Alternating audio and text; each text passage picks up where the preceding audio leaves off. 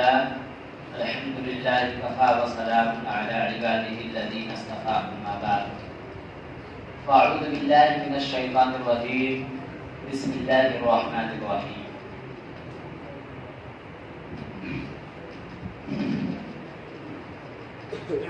يوم يفر المرء من أخيه وأمه وأبيه وصاحبته وبنيه صدق اللہ العظیم۔ میرے دینی بھائیوں، بزرگوں اور دوستوں، اللہ تبارک و تعالی کا بہت بڑا احسان اور اس کا کرم ہوا کہ اس نے ہم سب کو دنیا کی تمام مشغولیات سے نکال کر اپنے پاک گھر کے اندر آنے کی توفیق عطا فرمائی۔ دعا کریں کہ جو ہمارے بھائی اب تک نہیں آ پائے ہیں وہ بھی اس اہم فریضہ کے لیے آ جائیں۔ دوستوں، میں نے ابھی آپ کے سامنے قرآن پاک کی 2-3 آیت پڑھی ہے۔ دعا کریں کہ اللہ تبارک و تعالی اسی آیت کے متعلق صحیح بات کہنے اور سننے کی توفیق عطا فرمائے۔ اللہ تبارک و تعالی قرآن پاک میں فرماتا ہے وَلَا تَهِنُوا وَلَا تَحْزَنُوا وَأَنْتُمُ الْأَعْلَوْنَ إِن كُنتُم مُؤْمِنِينَ کہ مومنوں، لوگوں، تم ہی کامیاب ہو، تم ہی بلند ہوگے، کامیابی تمہارے آگے بڑھ کر استقبال کرے گی۔ دنیا کے بڑے سے بڑے طاقتور حکمران تمہارے حق میں صحیح کرے گا، دنیا کے بڑے سے بڑے خونخوار درندے بھی تمہاری اطاعت کریں گے، تم ہی عزت کے ٹھیکیدار ہو جاؤ گے۔ اس کے لیے ایک راستہ بتایا، ایک نسخہ بتایا کہ اگر تم اس راستے سے چلو گے تب وہ مقام تمہیں نصیب ہوگا۔ اور راستہ کیا ہے، وہ نسخہ کیا ہے؟ وَلَا تَهِنُوا وَلَا تَحْزَنُوا وَأَنْتُمُ الْأَعْلَوْنَ إِن كُنتُم مُؤْمِنِينَ کہ تم ہی سربلند ہو، تم ہی کامیاب ہو اگرچہ تم پکے اور سچے مومن کامل بن کر زندگی گزارو۔ دوستو، کون نہیں چاہتا ہے کہ کامیابی اس کا قدم چومے؟ کون نہیں چاہتا ہے کہ کامیابی اس کا قدم چومے؟ ہر ایک انسان چاہتا ہے کہ میں 10 کے مقابلے میں اکیلا کافی رہوں، میں جہاں بھی جاؤں لوگ ہماری عزت کریں، ہماری باتوں کو سنا جائے، اور دنیا کی طاقت ہمارے قدموں تلے ہو۔ یہ کون نہیں چاہتا ہے؟ لیکن دوستو بھول جاتا ہے کہ اس کو یہ طاقت، اس کو یہ عزت و عظمت اسی وقت حاصل ہوگی جب یہ اپنے آپ کو اللہ کے سپرد کر دے گا، جبکہ اس کی ہر ایک چیز اللہ کی ہو جائے گی، تب اس کو یہ مقام حاصل ہوگی۔ شیخ ثانی رحمت اللہ علیہ نے دیکھا کہ ایک شخص شیر پر بیٹھا ہوا ہے، ایک ہاتھ میں ڈنڈا ہے اور ایک ہاتھ میں شیر کا کان، اور اس پر بیٹھا ہوا ہے، اور شیر کو وہ جدھر چاہتا ہے چلاتا ہے، اور شیر بلا چوچرا اس کی خدمت کر رہا ہے، اس کی اطاعت کر رہا ہے۔ شیخ سعدی رحمت اللہ علیہ تعجب سے دیکھنے لگے، حیران کی نگاہ سے دیکھنے لگے کہ ایسا کیسے ہو سکتا ہے کہ شیر کسی انسان کی اطاعت کرے، شیر کسی انسان کی بات مانے، شیر تو انسان کو کھا جائے گا۔ تو یہ ابھی دیکھ ہی رہے تھے کہ ان کی نظر ان پہ پڑی، تو کہنے لگے سعدی اتنی تعجب کی نگاہ سے کیوں دیکھ رہے ہو، اتنی حیرت کی نگاہ سے کیوں دیکھ رہے ہو؟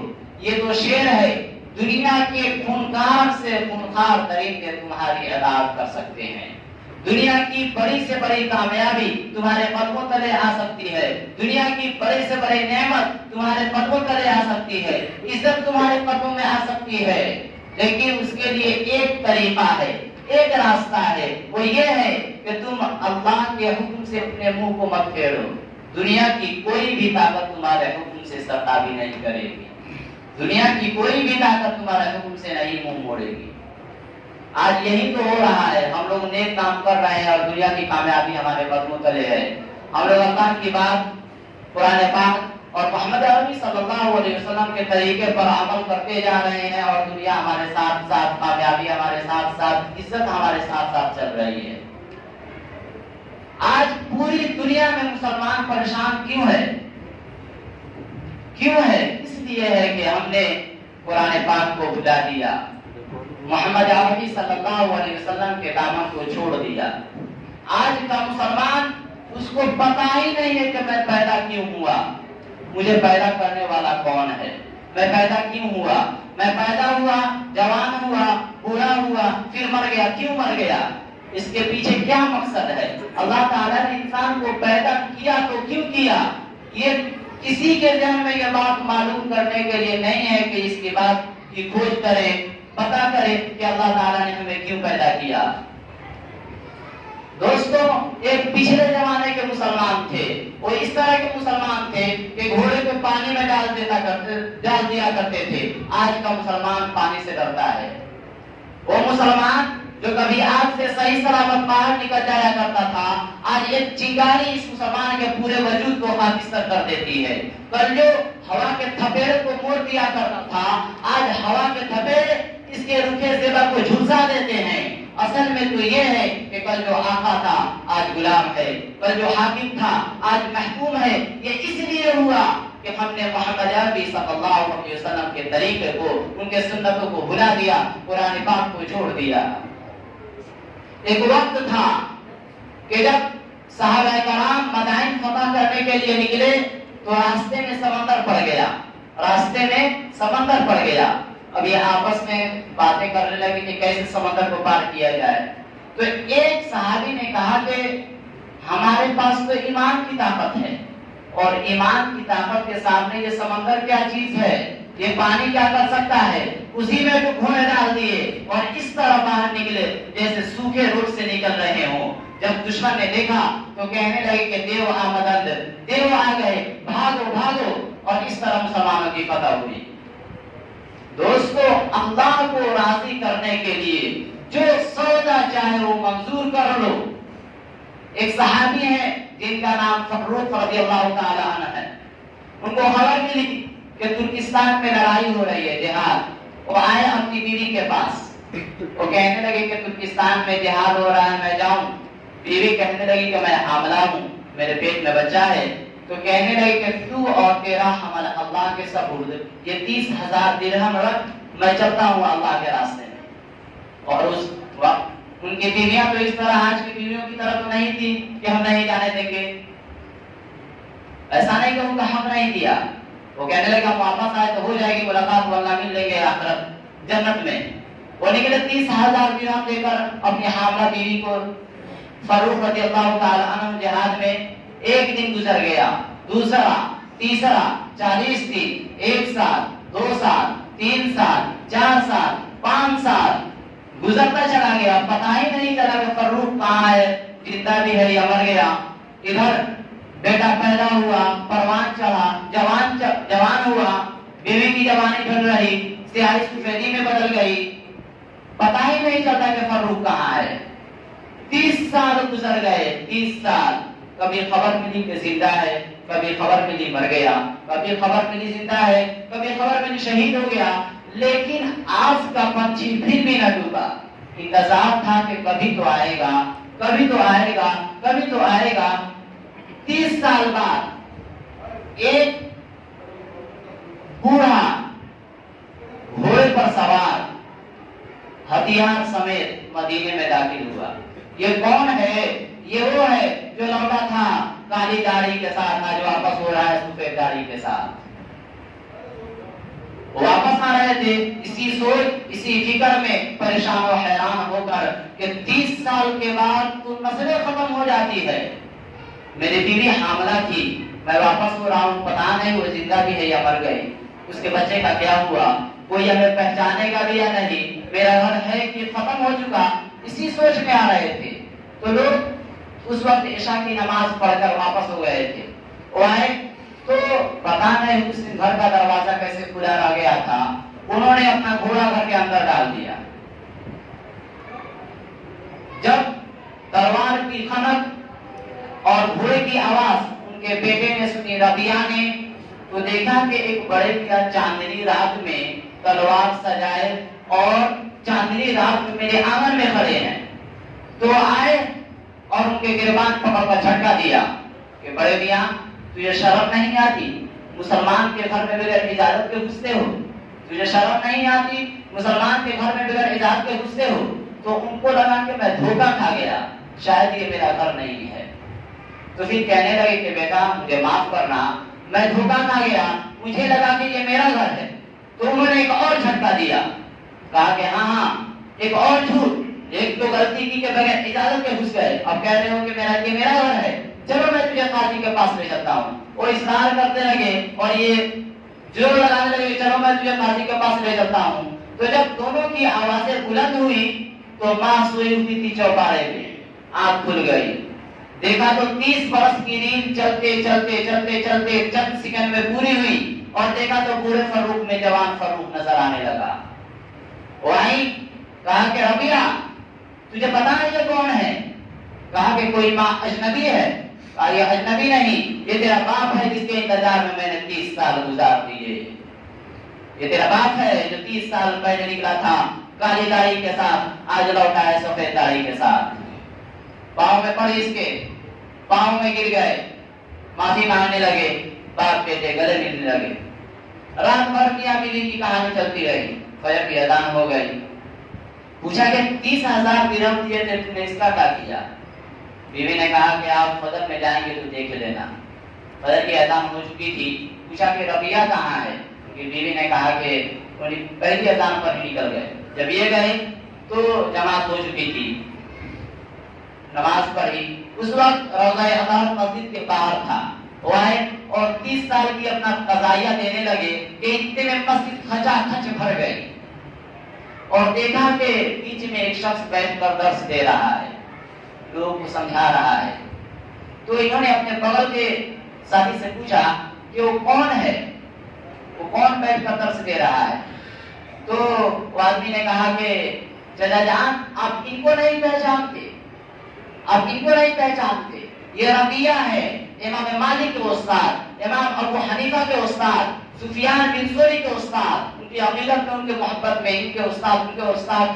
तो इन्होंने कहा बेटा लम नसीब हुई रैया, तुमने बेटे का नाम बता दिया, बाप का नाम नहीं बताया। और अपने दस्तूर है कि जब बेटे का नाम लिया जाता है तो बाप का भी नाम लिया जाता है। तो कहा कि तुमने बेटे का नाम बता दिया, बाप का नहीं बताया। तो कहने लगा कि चाचा जान ये रबिया है, फरूक के बेटे, जिसका बाप निकला था 30 साल पहले अल्लाह के रास्ते में, जो आज तक लौट कर नहीं आया। पढ़ो कहानियां, ये लिखा हुआ है। दुनिया के झमेलों से चंद वक्त निकाल कर पढ़ो कहानियां, ये लिखा हुआ है। इस तरह अल्लाह को राजी किया जाता है।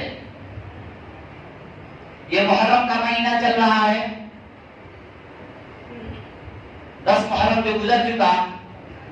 इमाम हुसैन रज़ियल्लाहु ताला अन्हु से आप सल्लल्लाहु अलैहि वसल्लम कितनी ज्यादा मोहब्बत करते थे वो तो आप सब लोग जानते ही हैं। एक मर्तबा आप सल्लल्लाहु अलैहि वसल्लम ने अपनी बीवी उम्मे सलमा से कहा कि आज एक फरिश्ता आने वाला है, तुम दरवाजे पर खड़ी हो जाओ, किसी को अंदर मत आने देना। तो उन्होंने कहा ठीक है। वो अंदर गए। थोड़ी देर के बाद इमाम हुसैन रज़ियल्लाहु ताला अन्हु दौड़ते दौड़ते खेलते हुए आए और वो रोती रोती के अंदर घुस गए। और थोड़ी देर के बाद रोने की आवाज आई। ये परेशान हो गई कि क्या माजरा है, क्यों रो रहे हैं आप सल्लल्लाहु अलैहि वसल्लम। जब ये अंदर गई तो देखा कि आप सल्लल्लाहु अलैहि वसल्लम इमाम हुसैन को सीने से चिपकाए हुए हैं और धाड़े मारकर रो रहे हैं। पूछा या रसूल अल्लाह आप क्यों रो रहे हैं? फरमाया कि मेरी उम्मत मेरे इस औलाद को ज़बह कर देगी। और वो मिट्टी जो फरिश्ता लाया था मैदान करबला का, वो दिखाया कि यही मिट्टी है जिस पर मेरे इस औलाद खून गिरेगा। जब मौत का फरिश्ता दरवाजे पर आया तो आप सल्लल्लाहु अलैहि वसल्लम ने अपनी बीवी को बुलाया, मिल लिए, वापस किया। अपनी बेटी को बुलाया, उनके कान में कहा कि बेटी मैं जा रहा हूँ। तो रोने लगी। आप सल्लल्लाहु अलैहि वसल्लम ने फरमाया कि बेटी मत रो, तू बहुत जल्द मेरे करीब आने वाली है, मेरे पास आने वाली है। रुखसत किया, अली को बुलाए, रुखसत किया। जो ही हसनैन इमाम हसन और हुसैन को बुलाया, उनको पकड़ के रोने लगे। वो क्यों रो रहे थे?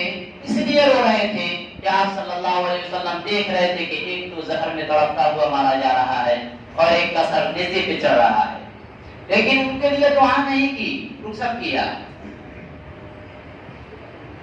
جب پوچھا جبرائیل امین سے کہ کیا کہتے ہو، میں چلوں یا رہوں، تو جبرائیل نے فرمایا کہ اللہ تبارک و تعالی آپ کے ملاقات کے شوق میں ہے۔ تو پھر آپ صلی اللہ علیہ وسلم نے فرمایا کہ جبرائیل جاؤ اللہ سے پوچھ کر آؤ کہ اللہ میرے بعد میری امت کے ساتھ کیا کرے گا۔ جبرائیل گئے، واپس آئے، کہا کہ اللہ کہہ رہے ہیں کہ ہم آپ کی امت کا ساتھ لیں گے، تنہا نہیں چھوڑیں گے۔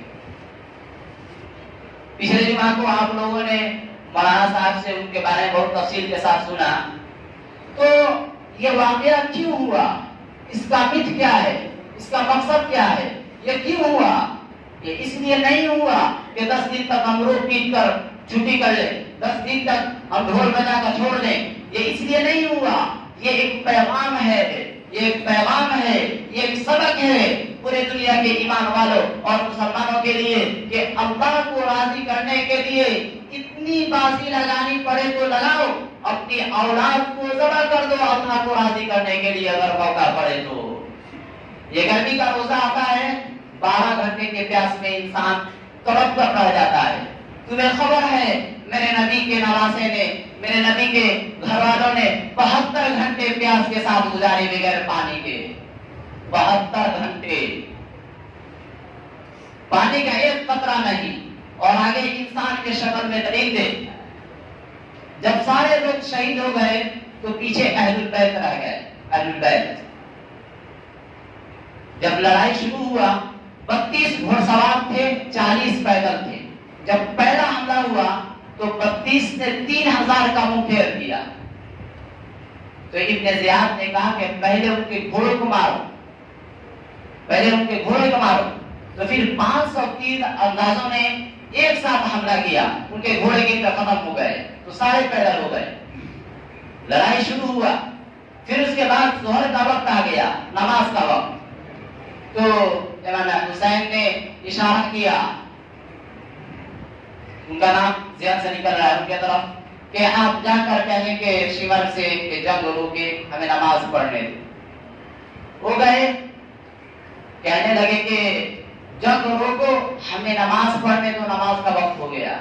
ہاں، اگر 1444 سال میں ایک وقت کی بھی نماز چھوڑنے کی گنجائش ہوتی تو اہل کربلا کو ہوتی، لیکن کہا کہ امام حسین نے سجدے میں سر رکھ کر بتلایا کہ نماز نہیں چھوٹ سکتی، نماز نہیں چھوٹ سکتی۔ انہوں نے آ کر کہا شمر سے کہ جنگ روکو، ہمیں نماز پڑھنے دو۔ کہا کہ تمہاری تو نماز قبول ہی نہیں ہوتی۔ تو انہوں نے کہا کہ لعنت تم پر، تمہاری نسلوں پر، جس گھر کے طفیل نماز ملی انہیں کی نہیں ہوتی اور تمہاری ہوتی ہے۔ واپس آئے اور کہا کہ اجازت نہیں دے رہے۔ امام حسین نے کہا تو نماز تو نہیں چھوٹ سکتی نا، چاہے سر پٹ جائے لیکن نماز نہیں چھوٹ سکتی۔ خدا کی قسم کوئی مسئلہ نہیں تھا یہ نماز چھوڑ دیتے اس دن، کوئی مسئلہ نہیں تھا، لیکن گنجائش مل جاتی پورے ایریا کے لوگوں کو کہ نماز چھوڑی جا سکتی ہے، نماز چھوڑی جا سکتی ہے، لیکن پیغام دیا پورے دنیا کے مسلمانوں کو کہ نماز نہیں چھوٹ سکتی، چاہے ٹکڑے ٹکڑے ہو جاؤ لیکن نماز چھوڑنے کی گنجائش نہیں ہے۔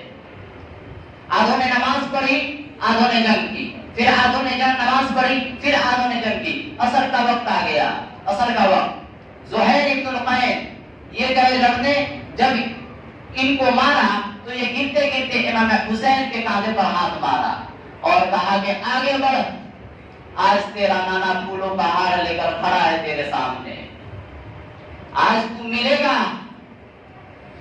آج تو اپنے بھائی حسن سے ملے گا، آج تو اپنے نانا محمد عربی صلی اللہ علیہ وسلم سے ملے گا، آج تو اپنے بابا علی سے ملے گا، آج تو اپنی ماں فاطمہ سے ملے گا، آج تو اسد اللہ حمزہ سے ملے گا۔ تو جب یہ آگے بڑھنے لگے کہ ان کے بڑے بیٹے علی اکبر، انہوں نے کہا کہ ابا آپ ٹھہر جائیں، آپ سے پہلے میں مرنا چاہتا ہوں، میں آپ کو مرتا ہوا نہیں دیکھ سکتا۔ تو انہوں نے کہا ٹھیک ہے آگے بڑھو، جاؤ ملو اپنے اجداد کے ساتھ۔ یہ آگے بڑھے، یہ آگے آگے، وہ پھر ہٹتے جا رہے تھے، یہ پیچھے پیچھے، اس کے آگے آگے، کہاں ایک اور کہاں 3000 کا مقابلہ تھا۔ آخر میں خون میں لوٹ پوٹ ہو گئے۔ پھر اس کے بعد قاسم بن حسن کے بیٹے، انہوں نے کہا کہ چچا جان مجھے جانے دیں، مجھے اجازت دے کہ میں جاؤں۔ اہل بیت میں جو 17 شہید ہوئے تھے، قتل ہوئے تھے، ان میں سب سے زیادہ حسین قاسم بن حسن تھے۔ حسن رضی اللہ تعالیٰ عنہ کے بیٹے قاسم بن حسن ان میں سب سے زیادہ حسین۔ جب یہ گئے تو ایک نے مارا، وار کیا تو ان کا ایک ہاتھ کٹ گیا، وہ گرے مٹی میں۔ پھر اس کے بعد تڑپنے لگے، کہا یا عمہ، ہائے چچا۔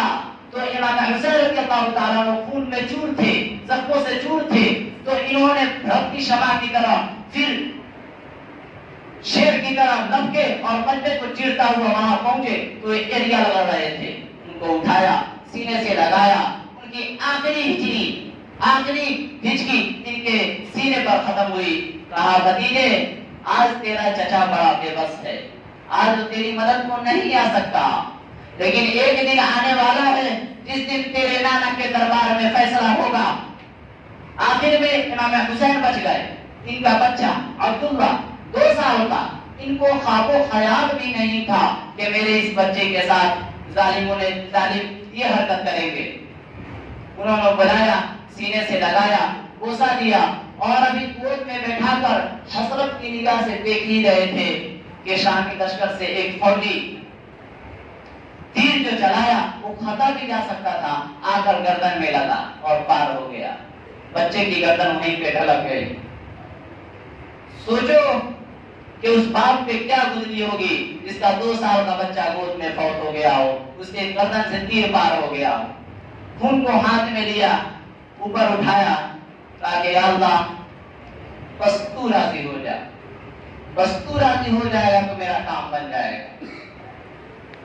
ان کو مارنا کوئی بڑی بات نہیں تھی، اکیلے بچ گئے، ان کو قتل کر دیا گیا۔ پھر 72 جو اہل بیت تھے ان کے سر کو نیزے پر اٹھا کر گھمایا، 72 اہل بیت کے سر کو نیزے پہ اٹھا کر گھمایا۔ اس میں ایک چھوٹا بچہ عبداللہ 2 سال کا بچہ، اس کا اتنا بڑا سر، اتنا سا سر، وہ بھی نیزے پر تھا۔ ان کے سر کو ابن زیاد کے دربار میں حاضر کیا گیا۔ اس نے چھڑیاں مارنا شروع کیا منہ پہ، کہا کہ آج تک میں نے ایسا چہرہ کبھی نہیں دیکھا جو مرنے کے بعد بھی مسکرا رہا ہو۔ تو وہاں پہ انس کھڑے ہو گئے، حضرت انس کھڑے ہو گئے کہ ظالم یہ چھڑی ان ہونٹوں سے ہٹا لے، یہ چھڑی ان ہونٹوں سے ہٹا لے، میں نے ان ہونٹوں پر اللہ کے نبی کے ہونٹوں کو لگتے دیکھا ہے۔ پھر ان کے سر کو یزید کے دربار میں حاضر کیا گیا، اس نے بھی چھڑیاں مارنا شروع کیا۔ وہاں پہ زید بن ارقم کھڑے ہو گئے کہ وہاں پہ مت مار، چھڑی ہٹا لے، میں نے ان ہونٹوں پر محمد عربی صلی اللہ علیہ وسلم کے ہونٹوں کو لگتے دیکھا ہوا ہے۔ وہ کیوں شہید کیے گئے؟ جھوٹ کا ساتھ نہیں دیا، اپنے پورے خاندان کے ساتھ شہید ہو گئے، قتل کر دیے گئے، لیکن جھوٹ کا ساتھ نہیں دیا۔ یہ ایک پیغام ہے، یہ 10 دن کے لیے نہیں ہے کہ 10 دن کے لیے یہ کرو وہ کرو، دفع ہو جاؤ چھٹی کرو، یہ اس لیے نہیں ہے، یہ پوری زندگی کے لیے پیغام ہے کہ اللہ کو راضی کرنے کے لیے جس حد تک بھی جانا پڑے جاؤ۔ دوستو ایمان کی تکمیل کیا ہے کہ وہ پیران پھاڑ دو، وہ لباسیں اتار دو، ان راہوں کو چھوڑ دو جن پہ زندگی گزری تھی، ان راہوں پر چلو جن پر محمد عربی صلی اللہ علیہ وسلم چلا تھا، ان راہوں پر چلو جن پر میرا اور آپ کا نبی چلا تھا۔ اگر اللہ کے بعد کسی نے ہم پر احسان کیا ہے تو محمد مصطفیٰ صلی اللہ علیہ وسلم کی ہستی ہے۔ ساری امتوں کا رونا اکٹھا کرو، آپ کا رونا بڑھ جائے گا، سب کی ہائے اکٹھی کرو، آپ کی ہائے بڑھ جائے گی، سب کا توقع اکٹھا کرو، آپ کا توقع بڑھ جائے گا۔ کوئی نبی ایسا نہیں آیا جس کا سینہ کھولنے لگ جائے، آپ صلی اللہ علیہ وسلم کا سینہ غم کی وجہ سے کھولتا تھا، آپ تڑپتے تھے، آپ ماہیے بے آب ہو کر، بے قرار ہو کر مچلتے تھے اور اس طرح روتے تھے کہ جبرائیل کو اترنا پڑتا تھا اور اللہ فرماتا تھا کہ میرا نبی تو اتنا نہ رویا کر، مسلم کی روایت، مدینے کی راتیں، کاش ہم پیچھے لوٹ سکتے اور وہاں پہ دیکھ سکتے اپنے نبی کا رونا، تڑپنا، پیٹ پر پتھر باندھنا، کاش ہم دیکھ سکتے. جس کو جنت کے کپڑوں کی پیشکش ہو اور وہ ٹاپ لگے کپڑے پہن کر پھر رہا ہو، جس کو جنت کے کھانوں کی پیشکش ہو اور وہ تین دن تک ایک لقمہ نہ کھا سکتا ہو.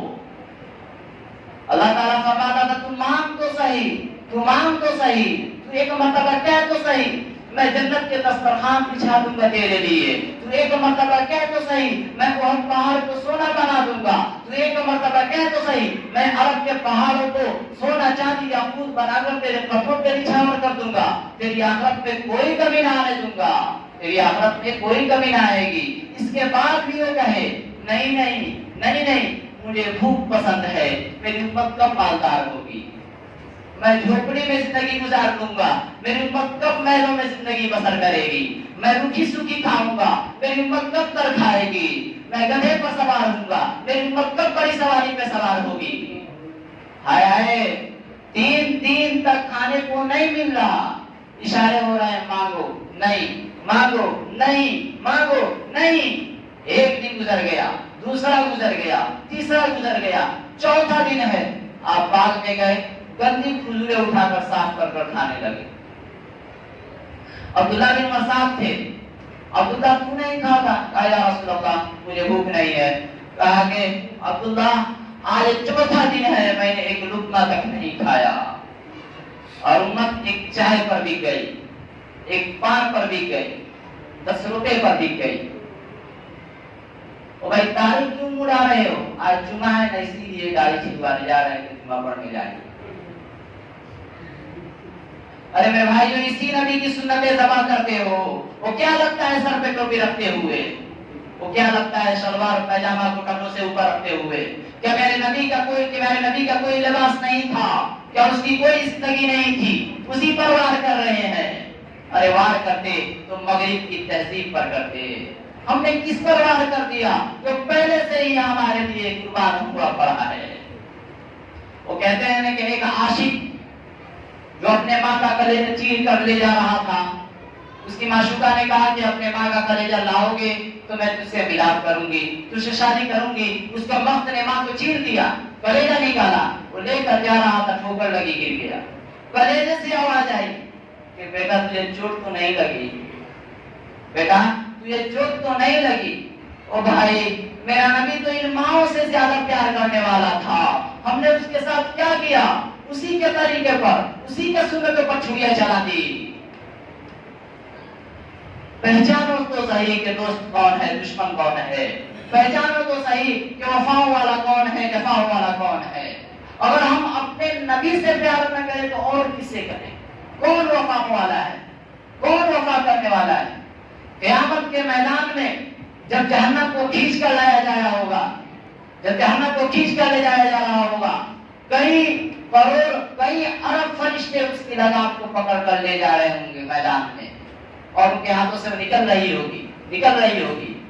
جب وہ چیخ مارے گی اس دن باپ بھائی کو نہیں پہچانے گا، بیٹا باپ کو نہیں پہچانے گا، باپ بیٹے کو نہیں پہچانے گا، بھائی بھائی کو نہیں پہچانے گا. ماں اور بیٹے کا کتنا گہرا تعلق ہوتا ہے، کتنا گہرا رشتہ ہوتا ہے. ماں کہے گی میں نے تجھے جنا ہی نہیں. جب جہنم میں چیخ مارے گی تو سارے انسان، سارے جنات، انبیاء، اولیاء، مفسرین، مقربین، مجاہدین، شہداء، علماء، مفسرین، سارے لوگ زمین پہ گریں گے دھڑام دھڑام دھڑام دھڑام. اور ایک طرف سے ایک آواز آئے گی نفسی نفسی نفسی نفسی، یا اللہ میری جان بچا، یا اللہ میری جان بچا، یا اللہ میری جان بچا. عیسیٰ علیہ السلام کہیں گے یا اللہ میری جان بچا. ابراہیم علیہ السلام نفسی نفسی، عیسیٰ علیہ السلام نفسی نفسی، اسماعیل علیہ السلام نفسی نفسی، یعقوب، عیسیٰ، لوط، شعیب، آدم، عیسیٰ، اسحاق، لوط، یوسف، شعیب، سارے انبیاء یا اللہ میری جان بچا، یا اللہ میری جان بچا، یا اللہ میری جان بچا. اس میں سے ایک آواز آئے گی یا رب امتی امتی، یا اللہ میری امت کو بخش دے، یا اللہ میری امت کو بخش دے، یا اللہ میری امت کو بچا دے. لوگ پریشان ہو جائیں گے کہ یہ کون ہے جس دن بھائی بھائی کو نہیں پوچھ رہا، باپ بیٹے کو نہیں پوچھ رہا، ماں بیٹی کو نہیں پوچھ رہی، کوئی کسی کو نہیں پوچھ رہا یہ کون ہے جس کو اپنے بارے میں فکر نہیں، اپنی امت کا خیال کیے بیٹھا ہے، یہ کون ہے؟ تو جب نظریں طواف کریں گی، طواف کرتے کرتے پہنچیں گی تو وہاں میرے اور آپ کے نبی جھولی پھیلائے ہوئے، یا اللہ میری امت کو بچا لے، یا اللہ میری امت کو بخش دے۔ کون سی امت جو ساری زندگی شرابیں بیچتے رہے؟ کون سی امت جو ساری زندگی جوا کھیلتے رہے؟ کون سی امت جو ساری زندگی زنا کرتے رہے، ساری زندگی چوری کرتے رہے، ساری زندگی ایک دوسرے کو دھوکہ دیتے رہے؟ میرا نبی تو کہتا دفع ہو جا میری نظروں سے، تم نے نہ میرے گھر کو دیکھا، تم نے میری اولادوں کو ذبح کر دیا، تم نے میرے طریقوں پر چھریاں چلا دی۔ کہیں گے یا اللہ میری ساری امت کو بچا لے، میری ساری امت کو بخش دے۔ میرے دوستو، کتا ایک روٹی کھا کر پوری زندگی ہمارے در پہ گزار دیتا ہے، اس دن کتے نہ پڑ جائے ہم پر کہ ارے ظالم ہو، ہم تو ناپاک تم سے وفا کر گئے، تم نے کون سا کلمہ پڑھا تھا، تم نے کون سا وفا کیا اپنے نبی کے ساتھ؟ دوستو، اللہ تبارک و تعالیٰ سے دعا ہے کہ اللہ تبارک و تعالیٰ کہنے سننے سے زیادہ عمل کی توفیق عطا فرمائے۔